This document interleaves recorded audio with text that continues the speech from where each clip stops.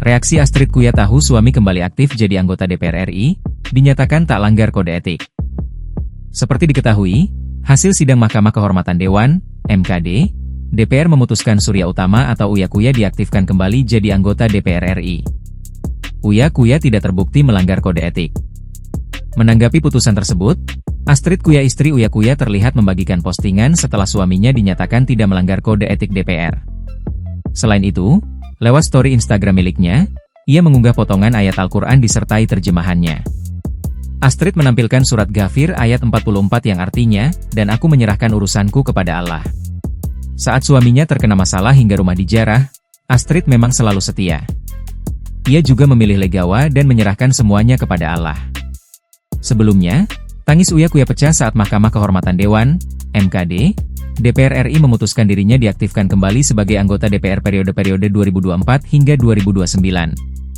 Artis dan politikus PAN bernama asli Surya Utama ini mendengarkan langsung putusan MKD yang dibacakan oleh Wakil Ketua MKD, Adang Darajatun, dalam sidang di ruang MKD, Kompleks Parlemen, Senayan, Jakarta, Rabu, 5 November 2025. Menyatakan Tradu 3 Surya Utama tidak terbukti melanggar kode etik, kata Adang saat membacakan putusan. Oleh karena itu, MKD memutuskan untuk mengaktifkan kembali Uya Kuya sebagai anggota DPR terhitung sejak keputusan tersebut dibacakan. Menyatakan Tradu 3 Surya Utama diaktifkan sebagai anggota DPR terhitung sejak keputusan ini dibacakan, ujar Adang. Mendengar putusan itu, legislator Partai Amanat Nasional, PAN, tersebut tampak menunduk dan meneteskan air mata.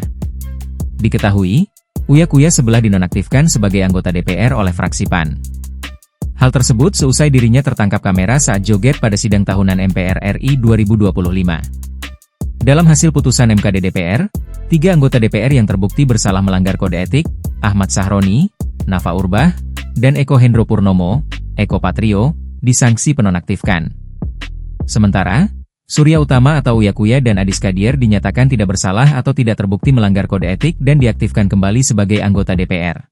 Download Tribun X sekarang, menghadirkan lokal menjadi Indonesia.